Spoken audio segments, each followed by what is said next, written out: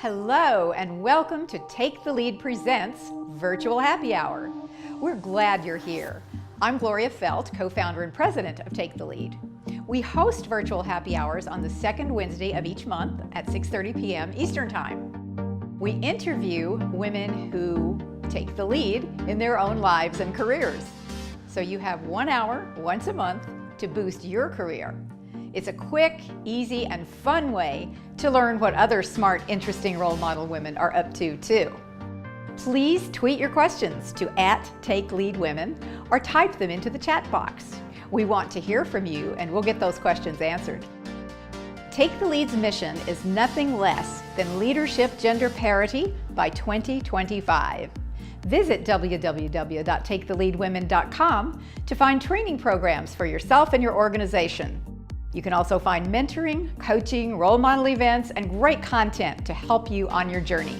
That's www.taketheleadwomen.com. Now, make yourself comfortable. Grab a cocktail, a mocktail, tea, coffee, glass of water, whatever you like, and sit back for an inspiring virtual happy hour.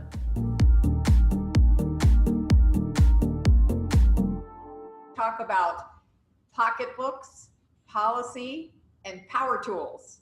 3 different things that women need in order to get us to leadership parity. But first, we're going to talk about something that we talk about a lot, but I don't actually know if it's actually possible, and that's gender equality. So, Gloria, you want to kick us off? Well, equality is a great concept in parity as well.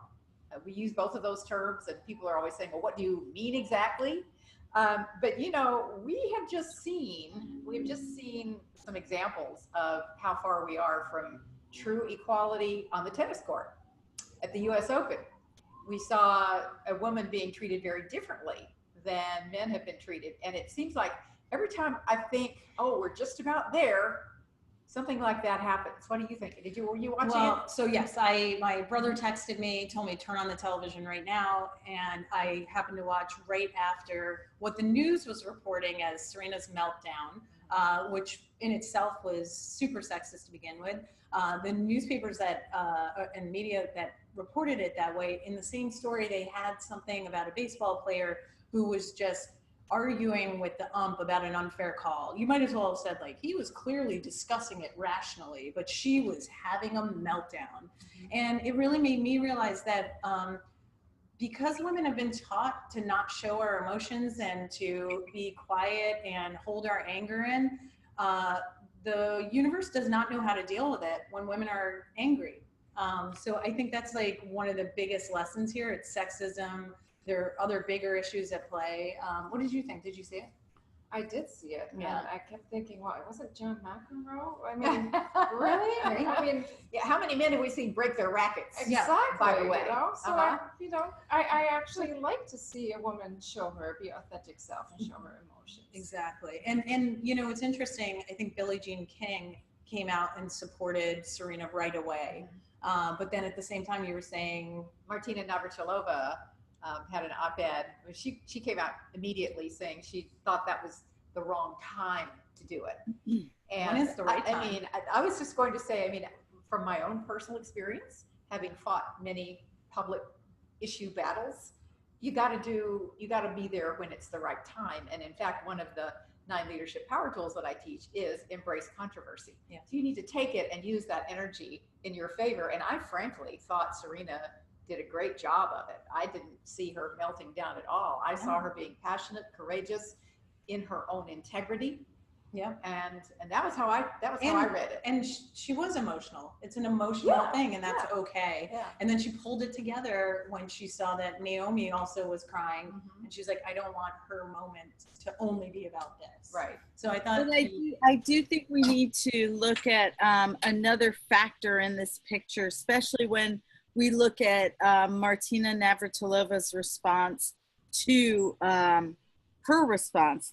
And I think one of the things that we're not really addressing is a difference in style, in cultural and race differences. So what Martina Navratilova may perceive as an appropriate response for a strong professional woman is not what a Black woman sees as an appropriate response. There's this unspoken, and I don't know if it's class or race or what, but there's stuff in there, because her response was very genuine.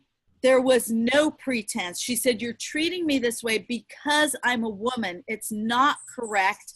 You know, and there was no nicety. And tennis is really, I mean, ultimately, isn't it a game of niceties? And so I think that also goes with the race question a bit. Yeah, and that's what I meant when I said there are other issues. You know, as a woman of color myself, there are definitely, and especially for Black women, there is an acceptable way for them to be angry, and that way is to just shut up. And Serena's like, no, I have feelings, and this is what we're going to do. And the world is changing, but I think more than sexism for me, I totally agree with you. I was like, oh, they're not comfortable. Like, you know, Yeah. there's an angry Black woman trope that people. Well, look at Maxine Waters. Maxine Waters should be a hero right now. Maxine Waters has been saying what everybody's going to come to eventually, but in the meantime, we're losing valuable time, and all these measures are going through that are completely, it's completely irresponsible to permit anything to occur at the moment. And Maxine Waters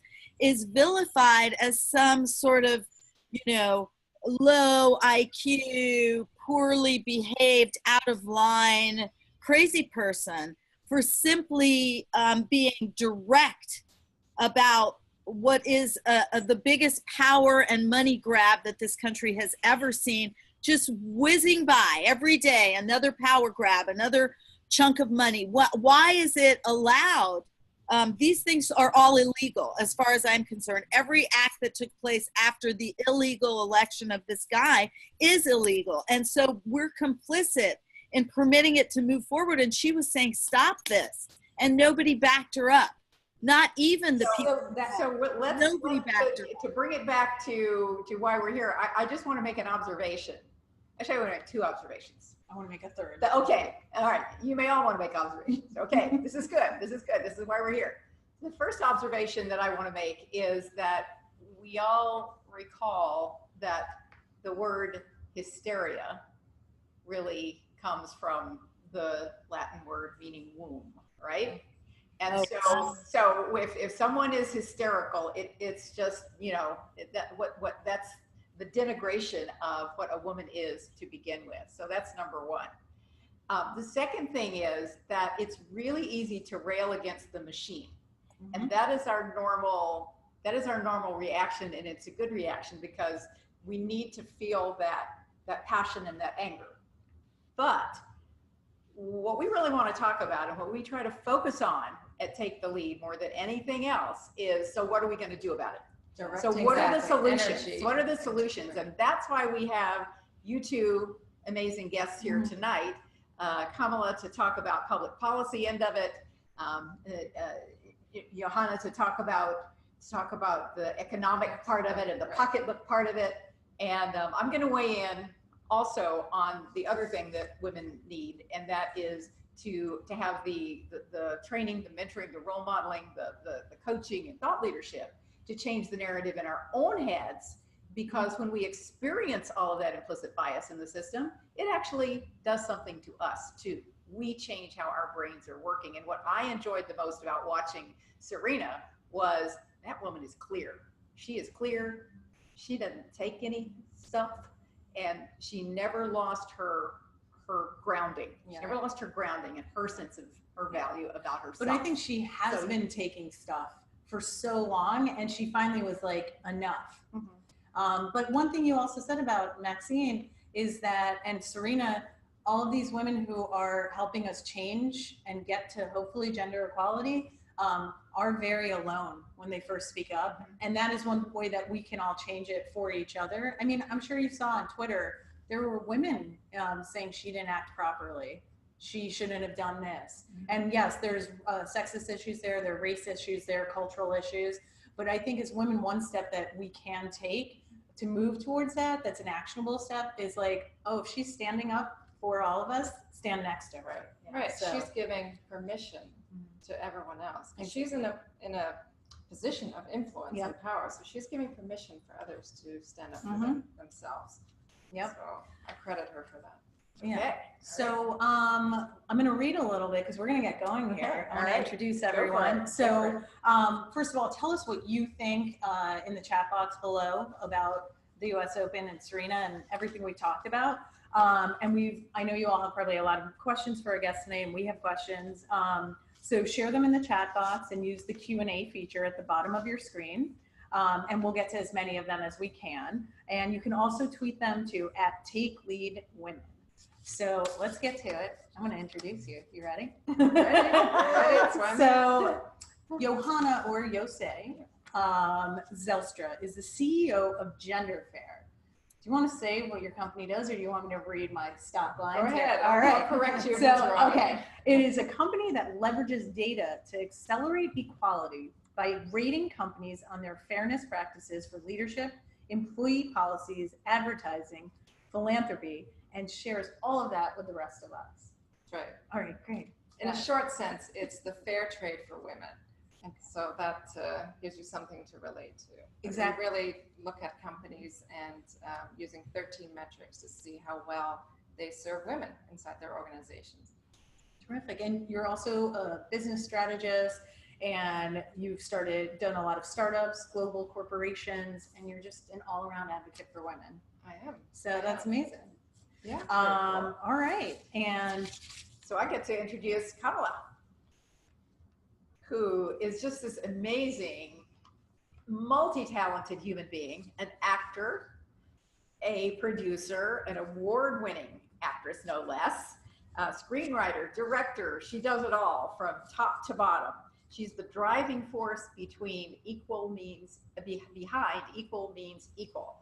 And it's a campaign that I am sure that she will tell you about. It really goes into all the reasons why we need to have women's equal rights written into the United States Constitution. Most people think it is, but I'm sure you'll get into that and you'll tell us more about it. She graduated from Yale University with a degree in philosophy and theater studies. That's a powerful package there to begin with. Woo! And she's worked in film, television, and theater. But you know, actor and activist kind of come from the same root word, don't they? Yeah.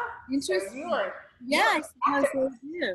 I suppose activist they as much do. as an actor. you're dropping a lot of that's right. Latin on I us know, tonight. I love it. It's like that. It's like It's a lesson for all. it's an SAT prep course. I actually I'm did ready. an acting project when I was in high school. Little known fact. Oh, I can Little believe known Wow, fact. it's not on your bio. Yeah.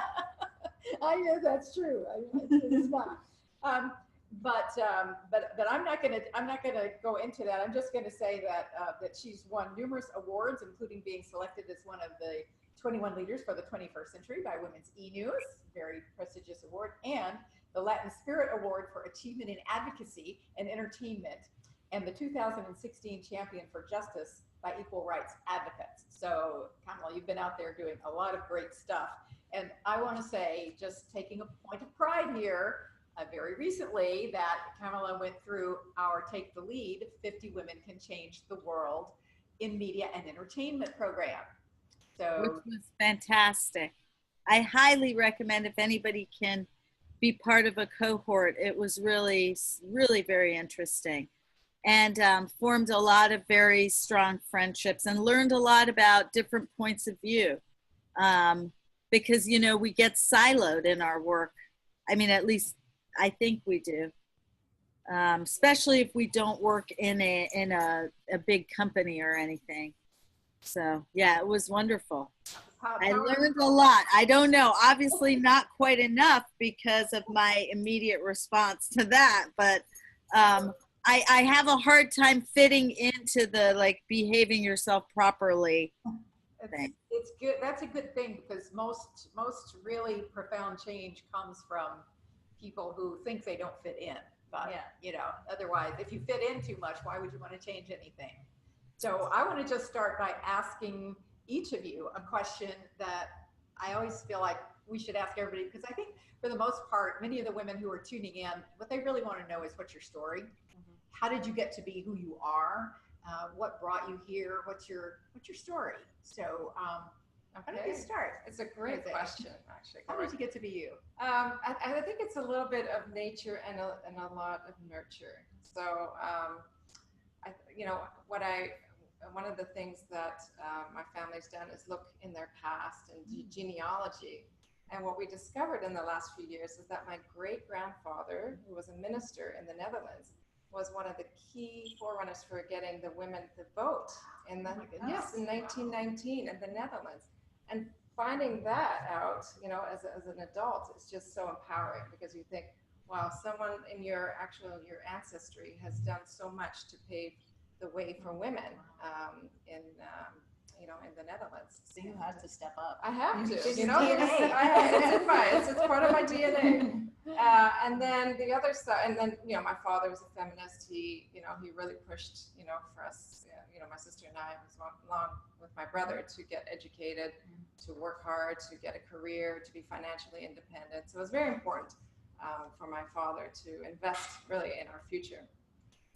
And then the rest is really the school of hard knocks, right? And after graduating with my master's in business, I went to work for that was 25 years ago, one of the big accounting firms. And I learned to just put your head down, work hard, do as you're told. And for 8 years, and I worked long hours for 8 years. I just was on that track, right? That partner track, and every year or every 2 years, I got a promotion with a little bit more pay. And then 8 years later, something happened. I got a call from an executive search company. They called me and say, we want to interview you for an investment banking job, and come on in. So many interviews later, they offered me a position. And when I got the offer letter and I looked at the compensation, I was floored. I said, I don't know how I can turn this down. So I went to my boss and I said, I got this great opportunity. And he looks at the offer letter and he says, well, we can match that. And it was 3 times what I was making. So, and I thought to myself, initially I thought, well, great, thank you. And then I thought, well, darn it. Like, I've been, putting in all these hours. I get these promotions, and you just haven't given me that, And the lesson for me was, know your market value.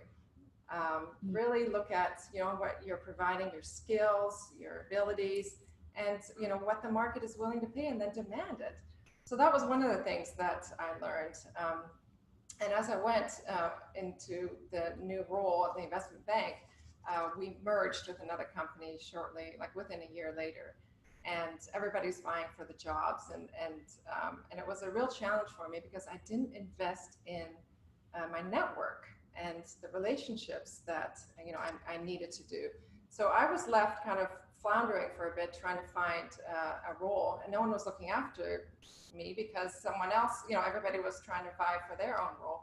So one of the things I learned quickly is that your network is your net worth, and to really not build relationships for, with people that you are, friendly with or like you, but really look at building relationships and your network with strategically, and then do a really good job in doing this. They network strategically, and I was not doing the same thing.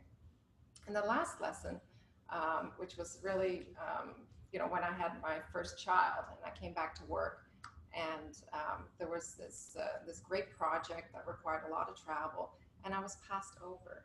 And I remember thinking, wow, I have all the, credentials, experience, skills. I've worked for this moment to get even being considered for this big job. And when I approached my boss again, he said, well, you just had a child, and I thought you'd want to be home, and we're trying to be considerate of your work-life balance, but they never even asked. So one of the lessons I said, put yourself out there and say, listen, yes, it's going to be a challenge, but I'm up for that challenge. I will have the support necessary to make sure I can do, whatever is needed to continue my career. So there's been a lot of, cases and instances in my, career progression where I thought, this is a lesson, and I wish somebody had told me that early on, and I had to learn it the hard way. But well, thank you for sharing it with all the women who are with us tonight, because maybe they won't have to learn it the hard way. Right. Yes, thank you. So Kamala, let's find out, how did you get to be you? Well, I grew up in South America in Venezuela. My father was a madman on Madison Avenue in New York, and he picked up and took the family to Venezuela, which is where his grandparents were from, because he was so aggravated with the politics going on in the United States and the assassination of Martin Luther King and Robert Kennedy, and then the ascension of Richard Nixon. And he was like, I'm leaving. And he didn't even really know Spanish. He had never been there. He was a pretty passionate guy. And my mom actually was one of the only Indian people in the that was led into the United States in 1954. They only let in 200 Indian people a year at that point, and she was one of them. She was 15 when she got here, and she came to the United States because she took a class in American history from the nuns in British school in the south of India, and she learned about what America is built on and what it says it's supposed to be about. And she said, I want to go there. And her grandfather put her on the QE2, and she came. And she met my dad in New York City, and they fell in love. And then we moved to Venezuela. So I grew up in Venezuela. I went to British schools in Venezuela. So I went to English-speaking schools, but in the British school system. So when I transferred to the American school system, in Venezuela, all the British kids would go to boarding school after elementary school. Their parents would ship them off to boarding school.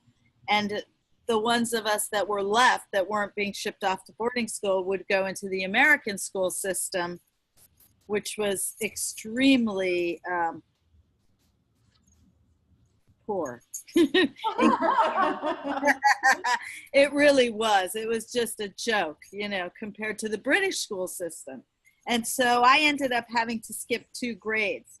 And by the time we moved back to the United States, well, I started acting professionally when I was 7 because I wanted to act. So I was doing theater in Venezuela. And then when I got to be about 13, I wanted to be doing real professional acting. And so I convinced my parents to move us back to New York City. And I started training seriously. And I started doing my first professional work and joined the union. And then I went to Yale after I was already acting as an actor. And I got into Yale. I only applied to Yale because I had it in my head that that's where Meryl Streep went. The fact is that is not where Meryl Streep Talk about role models. Yes, the power of a role model. I was like, I only want to go where Meryl Streep went. I'm not going in between. You know, it's that or nothing. Well, I think it's impressive you had convinced your parents at age 13 to move to New York, and then you're like, I'm going to go to Yale. And No, can my kids do that same thing? Princeton or Harvard? Oh my gosh. I only applied to one university, Yale, and I only applied early action. And I got in, at which point I was 2 years younger than everybody else. And I was very, I was in a culture shock, you know, I mean, basically, because you come from a very, it was like the 1950s in America was like, it was like in the late 70s in Venezuela, you know, very idyllic. There wasn't, you didn't really know about sex and drugs and rock and roll. You didn't really know about much. I'm sorry you missed out on rock and roll. I know. I missed out on, well, I got a good dose of all of them pretty much as soon as I landed in New York City. This wasn't a problem. So fast forward us to your passion for the Equal Rights Amendment, because I seem to remember the first time I met you, you had done a documentary on Jeanette Rankin. Is that correct? Yes, I did a documentary on Jeanette Rankin because I thought she was a really interesting character that isn't taught in any American school. And she got herself elected to the Congress before women could vote. And I thought, well, how did she do that? Well, she convinced 80,000 men to vote for her. And there she was with 487 men and her with a big hat sitting there. and they had to make bathrooms for her. Anyway, I found her fascinating. And it was through that story that I found out that women still did not have equal rights in the United States.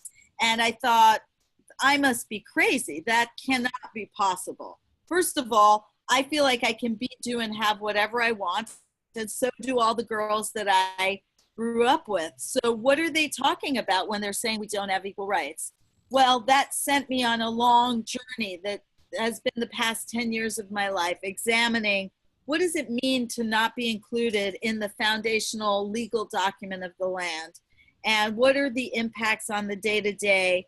And is this connected to all of the things that we see that are symptomatic of what I think is a problem in the basic DNA of the United States? The United States Constitution was written at a time when women were chattel. Chattel was basically a piece of property like a cow or a goat or a thing. And women had no rights whatsoever. And the only additional right we achieved was the right in 1920 to vote. But they never went back and said, you know what, we left you out, but now we're going to put you in. And so all our other laws that are built on that imbalance have holes. And so when you see Me Too or you see pregnancy discrimination or any of these things, it's because there are these big holes because the blanket, the foundation is not there. And it's there in 185 other countries. And it's shocking because we lie and we act like we have it and we tell other countries to do it. And we try and cover it up from all the women that are wondering, why could they do that to you? Why was it okay that that accounting firm, there were no checks and balances there. There was no transparency. There was nothing there to compel them. The only thing that was there is the fear that you could take them to a lawsuit, but the chances of you winning that are so slim, and the amount of time it would take and the amount of money you'd have make it a much, much better bet for them to just rip you off and get and hope to get away with it and maybe get caught every few hundred times. And so that's why we need this basic law, because the system itself is missing a very important piece.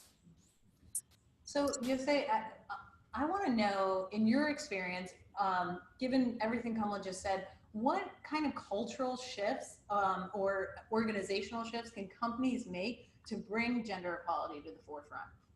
Well, and you're seeing a lot of progress already. I mean, sometimes it's good, you know, when I listen, it can be very discouraging, right? Because you're like we've come so far, and then we seem to be rolling back, and and I don't want to be discouraged. I want to be encouraged. And when I look at companies nowadays are really, some of them really get it, right? Mm-hmm. Microsoft just came out, I don't know if you saw that, requiring all their suppliers to make, with 50 more employees, to have 12 paid maternity leave weeks, 12 weeks of paid maternity leave, and requiring that. So I think, Microsoft is not a perfect company, but they are realizing that, there's, we are competing with limited talent, for talent in this environment. We have to offer something to our potential employees, and then they're driving that to their suppliers, which is a huge, and a huge advancement, for women that want to stay in the workplace. And it's companies like that, and there's other companies that they're going to be showing the example of what, wait, because we're going to be seeing that from some of their competitors as well. So I don't want to be discouraged. I want to say we are going to, we just want to focus on those companies, promote those companies that are doing the right thing, and the others will follow because they have to. They're going to be left out in the cold. We, to your point, in terms of encouraging people, one thing that SheKnows Media does is we started something called the Femvertising Awards a few years ago, where we award different companies for their ads that are pro-female. Right. And it's just amazing when you come from a place of positivity instead of, we all know what the problems are, and we could spend hours talking about that, but to your point, how do we turn that around? And we have found that when you're giving people awards, behaviors change. Yes. They're like, oh wait, what? We get recognition for this goodness. And we So see a lot of improvement on the advertising because we focus, we look at the data. We look at all the ads. We've done over 5,000 ads. And we've seen that over the years, last 4 years, the ads are improving. They're breaking stereotypes, you know, P&G, you know, does a great job breaking stereotypes because that's going to reflect the culture. And they're doing it brilliantly. So I think we're seeing a lot of progress in that area as well. Definitely. So if I can jump in here then, because now we've talked about the policy piece of what needs to happen. There are policies that need to be changed and adopted, and there are pocketbook issues having to do with corporate policies and how we as women deploy our resources and our money. And the third piece of it is really what Take the Lead specializes in, which is helping women have a sense of actually helping. What we really do is enable women to recognize the power they already have. I never use the word empowerment. I only say that what we can do is we can help you recognize the power that you already have, understand it, take it inside of yourself so that you elevate your level of intention, your intentionality. And so that's the power tools piece of this sort of triumvirate that I think women that we need in order to actually achieve leadership parity. I'm going to just mention to people, first of all, that I've just redone my online course so that people can take it online. And it's the 9 leadership power tools to advance your career, the sure steps. I don't know. Anyway, it's got a great name. It's got a great name, you know. But the point is that there is no one silver bullet. You actually need to have multiple things going on. And I think that's one of the great things that's happening right now is that there are different people and different organizations are addressing it from multiple different places. We're just halfway through the program. So I just want to say for anybody who joined us late, so that you know who we are, I'm Gloria Feldt. Welcome to Take the Lead's virtual happy hour, our monthly virtual happy hour. I'm co-founder and president of Take the Lead. And I'm Reshma Gopaldas. I head video for SheKnows Media. Zeilstra, CEO of Gender Fair. And I'm Kamala Lopez, Executive Director of Equal Means Equal. Fantastic. And you can find a lot of great content on our website at taketheleadwomen.com. You can also find our blog posts for the week. And so they're somewhere here. I know you can find them in the chat, I think. That's probably where they are. But we're waiting for your questions. We really want to take your questions. So tweet them at Take Lead Women or type them into your chat box, and we will be happy to have one of these amazing women to answer them. Okay? All right. So I have a question. What was one of the, I want to talk a little bit about challenges. What was one of the biggest challenges to getting the ERA passed? Well, so I just want to give everybody a little bit of context about where we are right now and why this is such an important moment in history. In 1982, the Equal Rights Amendment had 35 states ratified, and we needed 38. There was a period of time from 1982 until just a couple of years ago where there was really no activity at all on continuing the ratification process because people were discouraged by an illegal deadline that was put on the amendment, and people bought into the idea that they couldn't do it anymore. You know, some of us came along and said, that doesn't really make sense. And nowhere in the Constitution does it say anything about this deadline. It says clearly in Article 5 that upon 38 states being ratified, the amendment is ratified. And we saw in the Madison Amendment that it took them 203 years to ratify the amendment, which guaranteed them congressional pay increases. So we're okay with fighting that idea. So we have achieved in the past 16 months, thanks to the effort of amazing women on the ground, and Senator Pat Spearman of Nevada, who was instrumental in getting the state of Nevada ratified in March of 2017. We, along with a lot of grassroots organizations in Illinois, were able to ratify Illinois on May 30th of this year. that means that we only have one state left to provide women with full legal equality. Not just women, I'm sorry. It's not a women's rights amendment. It's an equal rights amendment. That means all people. Why don't you just say what it says? Why don't you say what it says? Because I think there's a lot of misunderstanding out there. So the Equal Rights Amendment is a very, very basic, plain, simple 24-word statement that I am about to say to you. Equality of rights under the law shall not be denied or abridged by the United States or by any state on account of sex. That's all that it is. Mm-hmm. It covers everybody.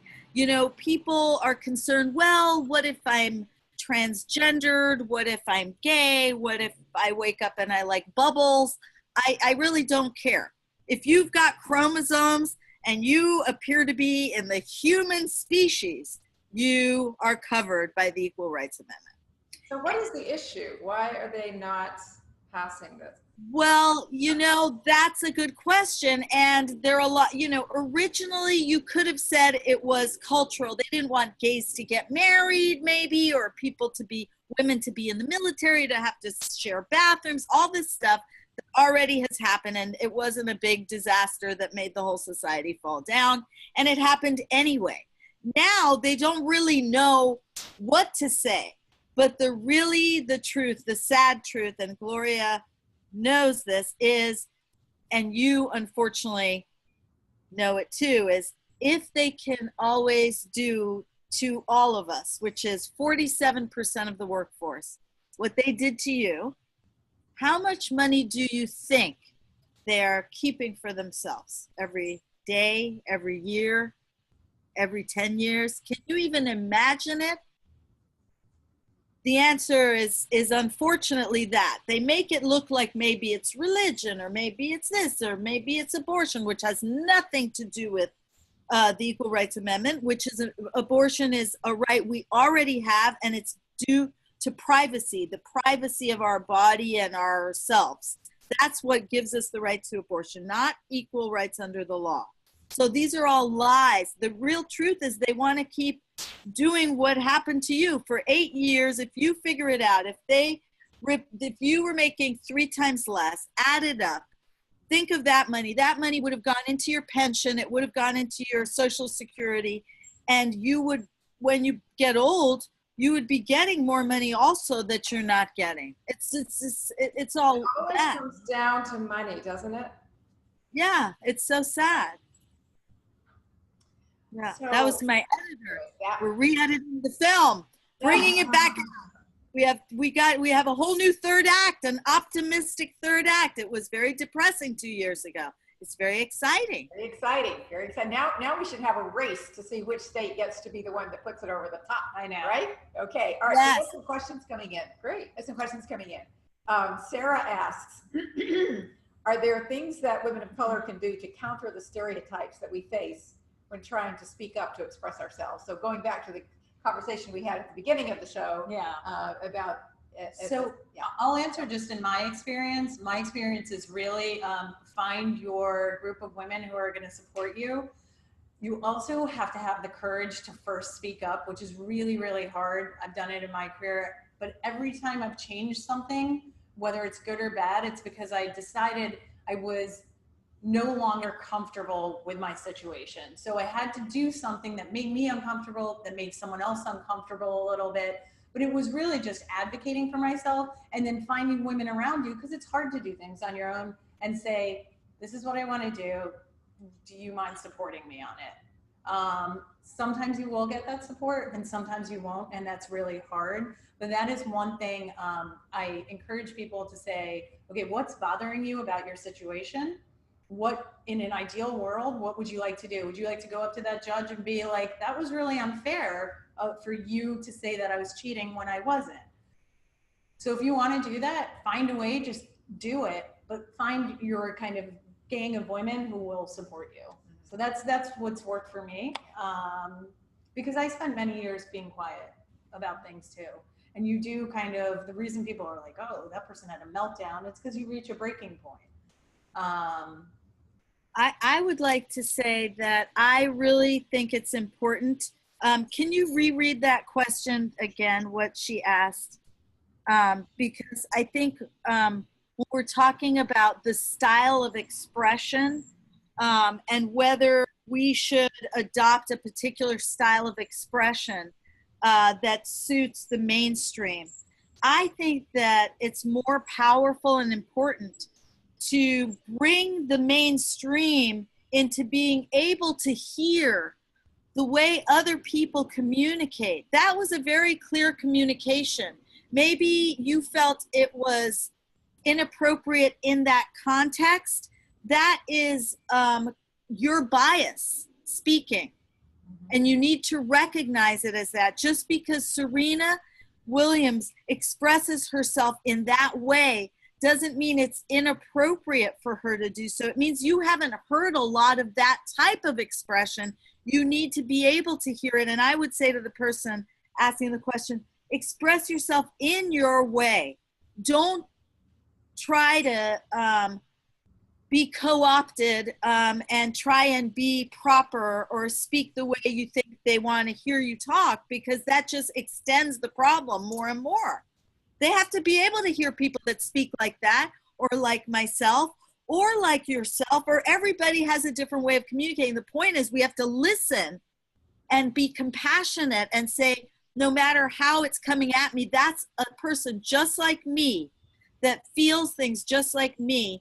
And I have to try and understand how they're trying to say something to me, not go, oh God, Serena, you're wearing a black off the shoulder thing.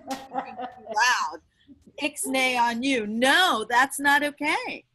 You know. Oh gosh. Yeah. Yes, absolutely. There's so much there. Between the two of our answers, oh my God, yeah. Yes. And there's also, I think for women in general, or for anyone who's communicating with anybody, I mean, one of the challenges is to stay true to your own integrity, and at the same time speak in a way that you can bring other people to you. Yeah, it's that's a big challenge. A lot of times though, people will say, oh, I want to get through this conversation without crying. It's okay. It's okay to show that you get upset. And I think the more we start acting truer to ourselves and the way we speak, the more it'll start to be accepted. Oh, yeah, that culture, that's what that culture does. And you know what, I found out later in life, because I was always taught the golden rule, right? Treat others the way you want to be treated. And I actually think that's wrong. Oh.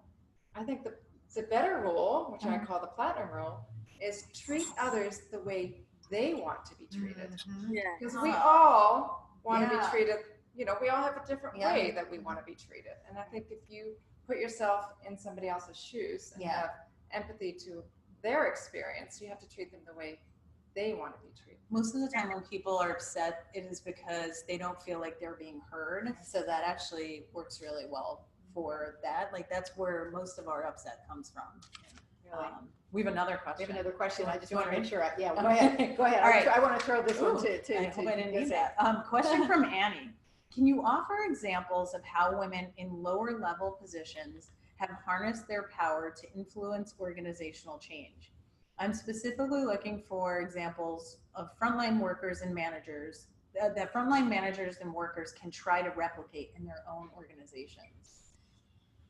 Wow, I thought these are tough ones. Yeah. I think in lower level positions, one thing that I always looked for when I was kind of climbing the corporate ladder is great role models, great mentors. I actually had a board of life. Everybody has, every company has a board of directors. Well, I wanted a board of life, like people that I trusted in my life, and they didn't all have to come together. And it could be someone that is really interested in my career, or someone that's interested in my health, or someone interested in relationship. But some, people that have been there that I could tap into that gave me real advice, open, honest, real advice. So I really leveraged those kind of relationships. And, I did, really focus on my strengths rather than overcome my weakness.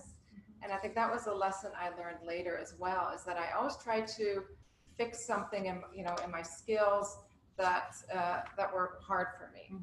And I think at one point I said, you know what, I'm not going to focus on that anymore, because I have strengths that I really need to harness, I really need to leverage, I really need to showcase.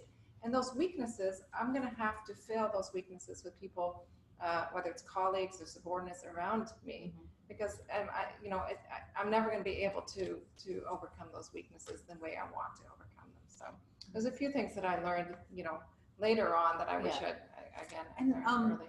I know, like, we talked a lot about women supporting each other, but how do men play into this in terms of our evolution towards gender equality? I feel like they can have a big role. Well, they're a key part of it. And like I said, on the Board of Life, they weren't women necessarily. They were men that had invested interest in not my career, but my future, my life. So it's important to get their perspectives too, because I think sometimes women have the groupthink, or we complain, or we do this, but men can, if they're the right guy, they can really give you some really good advice on how to navigate the organization. So I think that's a good one of the things that I also just would add to that is that in my observation in life and my work that I've done, and in just looking at history, and particularly the history of movements in general, is that even when you think you don't have power, you have power. And very often that power is in fact in the strength of the network that you have, or the coming together, because in truth, whoever anyone, those entry-level people are working for, that company, that organization needs them as much as they need that job within the organization. And there are these mindset tweaks that you can do, that when you begin to understand the power that you actually have inside of you, that you can then capitalize on. And I don't mean that in an in-your-face sort of way. I just mean in because how we feel about ourselves gets projected. It gets projected. And if we feel we are powerless, that gets projected, and we are not treated well.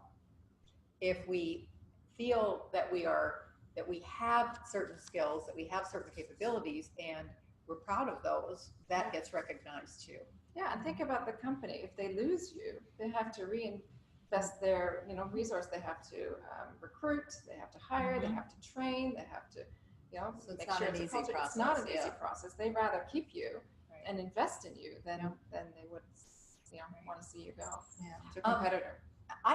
We don't have a whole lot of time left, but I would love to have you talk a bit about how you have seen shifts in organizational policy take place because of the work that you're doing with Gender Fair. I'd love to see. I think it'd be really interesting for people to. It sort of plays off of, okay, if we get together, we can change anything, really. Right. Oh, and what markers do companies have to pass with Gender Fair as well? If you could explain that. Okay, sure. Well, let me start with that, because that's a good entry. But so Gender Fair, we have 13 metrics that we look at. It's based on the UN Women's Empowerment Principles in 4 categories, some of which we've already addressed. But we look at the number of women in leadership. We look at the number of women on boards. And then we look at the employee policies. We look at, have they done a pay equity analysis? Do they have good work-life programs for working moms and working dads too? Because this is all about Gender Fair. Do they have good training programs? Then we look at advertising. We talked about that. Do they break stereotypes, or do they reinforce them? Do they objectify women? We used to see a lot of that, especially in the fashion world, right? Where they'd be selling, women's bodies when you're really just selling shoes. And then the last is their CSR. Do they give back to women and girls, through philanthropy? And that's important too, because we feel like, women still own the purchasing decisions, right? 83% on average of buying is done by women, and women control, $7 trillion in wealth. We have so much more power than we think we have. And, like we talked about money, it all comes down to money. If women are going to move their buying dollars, the consumer dollars, to a company that does support them, that's a big deal for companies. If women decide not to work for a company, like we just said, that's a big deal, especially in this war for talent. If women decide, to invest their dollars in companies that, again, promote women, then that's a big deal for companies. Well, then how do women find out which companies have? Well, it's on our site. Okay. So when we did the analysis, Which is, your site it's genderfair.com. Okay. So we've assessed over 300 consumer-facing companies in the Fortune 500 list, and only about 16%, that's 16, not 6, Wow. 16% actually meet our criteria. But to the earlier point, this is not gender parity yet. It's still, the bar is not, at parity. It's fairly low, because if we were to do parity, no one would actually meet that. But we want to encourage companies to improve, and we'll continue to raise the bar as companies, become gender fair. So we're really excited, and we've had great support from many of our partners and affiliates, like Take the Lead, for example, to really bring that out to the consumers. Have you had any pushback? Well, we've had pushback from some companies who are not gender fair, right? And they say, well, it's not fair or something like that. But, so a little bit of pushback there. But, one thing we want to make sure is that we don't boycott, we don't do negative, ads. One thing we do sometimes find is that companies are not authentic. And there was one commercial, I don't know if you remember the Super Bowl with the boxcar, and the dad is talking to the girl, and it's an Audi commercial. Do you remember that? I think we gave them an advertising award. I think that well, was you know what? So everybody thought, what a wonderful, company for women, because they've got this great ad. But when you look at the data inside the company, they're not gender fair. There's not very many, if any, women on the board or in leadership position. And we saw that even with State Street and the Fearless Girl. Wonderful. They made a lot of money. But at the time, State Street was not gender fair. Now they've improved. They put policies in place to benefit working moms, so they are gender fair now. But at the time when the Fearless Girl came out, they were not gender fair. So we have to make sure that we keep companies honest, right? So they can't put, it's called like faux advertising, right? You can't put yourself out there and say that you're supportive of women and then have, unequal pay practices inside the organization. So we work on the good housekeeping seal of approval, and hopefully over time, companies will adjust their, Yeah, and they're already starting. I'm happy they're starting to adjust their advertising. So one of the things that we do with this kids program, and we showed them these ads that weren't very pro-female. And one of the young 15-year-olds who watched an ad that was like selling a dishwasher or something, and it had a woman in a bathing suit, and she's like glistening and like loading the dishwasher. And the girl says, I don't know what I'm supposed to be buying here. It looks like I need to be covered in butter at all times, and that's just not practical. And I was like, so we need to change the way, expose young people to, hey, isn't this ridiculous? And companies will follow. I mean, if women are the big spenders too, making those decisions, getting young men and women to understand, like, oh, that's not going to fly with us. Yeah. So I think you can make change that way too. You can't watch commercials with your 9-year-old that you have to, that's a problem. Oh, we have covered so much territory tonight, and we have come to the point where I need to ask you the final question. Believe it or not. So the last question we always ask our guests is, actually there are two questions. I'm going to ask you one, then I'll ask you another one, okay? All right, so the first question is, what song or quote powers you up? What keeps you going? What is it that gives you that motivation? Well, I saw a great quote from Melinda Gates, who I really admire, and she said, we're sending our daughters into a workplace designed by our dads. And that's so true. And I don't have daughters, I have 3 sons, but, I certainly hope that for those daughters, my kids' age, they're not going to be entering a workforce that I had, entered 25 years ago. That's a great one. That's a great one. What about you, Kamala? Well, I just wanted to say that while we're talking about not working for companies that don't support women, we also cannot vote for candidates that don't support women. So what we've been doing is we sent out an equality pledge to candidates in all 13 unratified states. And we're asking women to not vote for any candidates that don't support the Equal Rights Amendment and women's equality. I'm not sure if you're hearing me because it's so broken up. Yes, We're hearing you. We're hearing you very, very well. And you have sort of moved into the very last question, which is, what's the takeaway you want people to get from tonight, from everything you said tonight? What's the one takeaway in 30 seconds that you want people to? I would like them to go to equalmeansequal.org and join our fight to make sure that all candidates vote for equality for women. So that's public policy. All right. So put your power to use, invest in gender-fair companies or companies that support women, work for companies that support women, and buy from companies that support women. So that's the pocketbook. Genderfair.com. All right. Okay. So the power two is, I told you that I'm relaunching my online course, New and Improved. And although the early bird price for that has technically already gone, for anybody who is with us tonight or who has signed up for this virtual happy hour, if you go ahead and sign up for the course within the next 48 hours, you get the early bird price, which is $150 off of the regular price. The regular price is $647. The early bird price, the special price right now for you, if you go ahead and enroll now and sign up now in the next 48 hours, is $495. And I will tell you that when people take this course, they say it is life-changing, and that makes my heart so happy. I can't begin to tell you. I hear about promotions, I hear about raises, I hear about things that women do, starting their own businesses, things they never thought they could do, after they have learned the 9 leadership power tools, the sure steps to advance their careers.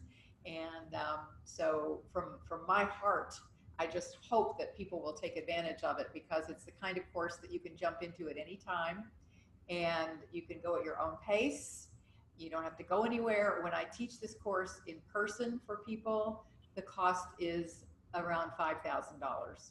So you can see that there's a tremendous value there, but I really want everybody to have the opportunity to get these 9 leadership power tools. So that's why I'm doing it. And I do a live chat every week so that people have questions and want to talk specifically about something in the course. I'm there, even though it's completely self-study. So click on the link in the chat to learn more and to register. And I really hope to see you in the course. And with that, ladies, Reshma, do you want to have the last word? Oh, sure. I'd love that. I guess my one thing I want you guys to take away just from all the great things we've heard tonight is it's okay to get angry. It's okay to come from a place of positivity. And it's okay to look around and say, what woman needs my help? Who can I stand beside so they don't feel so alone? Because I do think that's how we're going to start making change. That's a great close. And join us next month. Next month will be 1 year after Me Too got started. Yep. So we'll be tackling things like, how do we teach our children? One of my guests next month will be Sylvia Acevedo, the CEO and president of Girl Scouts of America, which is doing a lot of great work in this line. So. And today's the birthday of Tarana Burke, the Me Too is founder. It really? Well, happy is. birthday, Johana. Happy birthday, and thank you for everything you've done. With that, thank you all for joining us. Thank you all for being here. Thank you. Thank you. Thanks for joining Take the Lead Presents Virtual Happy Hour. Be sure to tune in again next month. Remember, it's the second Wednesday of every month at 6:30 p.m. Eastern Time. 1 hour, once a month, to boost your career. Until then, power to you.